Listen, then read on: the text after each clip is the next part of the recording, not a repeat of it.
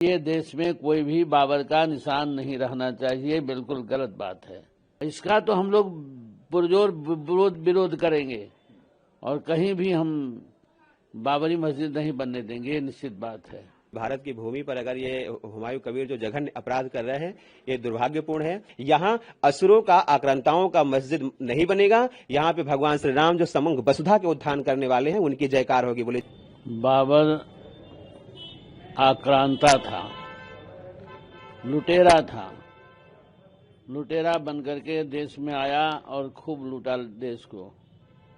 इसलिए कहीं भी देश के अंदर बाबरी मस्जिद बनना नहीं चाहिए और न बनने देंगे हम। ये राष्ट्र हिंदुओं का है, भगवान राम का है और कोई बाबरी मस्जिद अयोध्या में थी ही नहीं। वहाँ तो राम जी की जन्मभूमि थी। लुटेरों ने, आक्रांताओं ने आकर के भगवान श्री राम जी के मंदिर पर आक्रमण किया, लूटा, ध्वस्त किया और उस पर ऊपर में थोड़ा मोड़ा केवल मस्जिद का रूप दे दिया। मस्जिद नहीं था, वो भगवान श्री राम जी का मंदिर ही था। इसलिए देश में कोई भी बाबर का निशान नहीं रहना चाहिए, बिल्कुल गलत बात है। महाराज जी क्या कहते हैं, सरकार के इस पर हस्तक्षेप करना चाहिए? भारत सरकार बिल्कुल करना चाहिए। सरकार को चाहिए, अब कोई आक्रांताओं का नाम नहीं होना चाहिए। ये राम जी की जन्मभूमि है, राम जी का देश है। इन आक्रांताओं के लिए कोई स्थान नहीं होना चाहिए। सरकार को पहल करनी चाहिए इस पर कार्रवाई के लिए। इसका तो हम लोग पुरजोर विरोध करेंगे और कहीं भी हम बाबरी मस्जिद नहीं बनने देंगे, ये निश्चित बात है। इसको लेकर सड़क पर उतरेंगे आप लोग? बिल्कुल आंदोलन करेंगे। देखिए, ये बहुत दुर्भाग्यपूर्ण है। अयोध्या भगवान श्री राम जी की जन्मभूमि है और ये सर्वविदित है। हमारे जितने भी पुराण हैं, जितने भी वेद हैं, सब में उनकी महिमा गाई जाती है। और ये तो बाबर हमारे यहाँ जो आया, वो एक लुटेरा था, एक आक्रांता था। उन्होंने केवल भारत में आकर के लूट की, अत्याचार की और अत्याचारियों का ना तो कोई इतिहास होता है, ना उसे कहीं संरक्षण दी जानी चाहिए। ये भारत की भूमि पर अगर ये हुमायूं कबीर जो जघन्य अपराध कर रहे हैं, ये दुर्भाग्यपूर्ण है।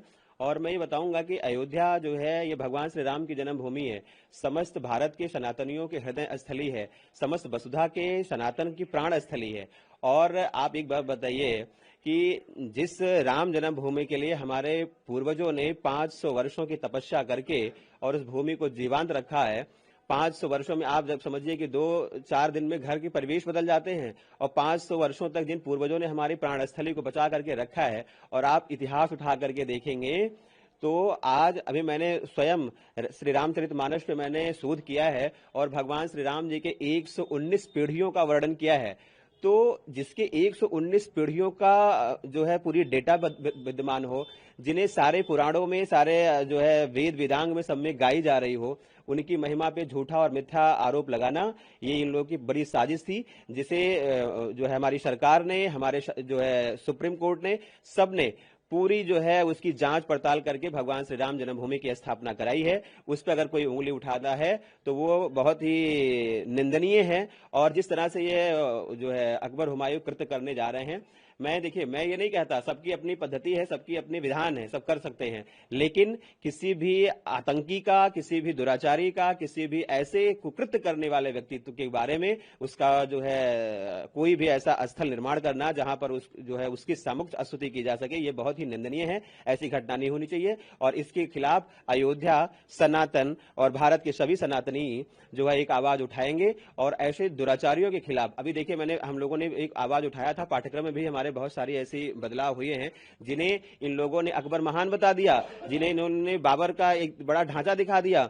इन सबको आक्रांता घोषित करके अब जो हमारी इतिहास, जो हमारी शैक्षिक परंपराओं में विखंडनता थी, उसे अब हम लोग सही धारा में लाने की कोशिश में हैं, क्योंकि अब भारत 21वीं सदी का भारत, सनातन का भारत है और सनातनी जागृत होकर के राष्ट्र के उन्नयन के लिए काम करने के लिए निकल पड़ा है। यहाँ असुरों का, आक्रांताओं का मस्जिद नहीं बनेगा। यहाँ पे भगवान श्री राम जो समग्र वसुधा के उत्थान करने वाले हैं, उनकी जयकार होगी। बोले जय श्री राम। अगर आप ये वीडियो YouTube पर देख रहे हैं तो हमारे चैनल को सब्सक्राइब कर बेल आइकन दबाएं और Facebook पर देख रहे हैं तो हमारे पेज को लाइक करें।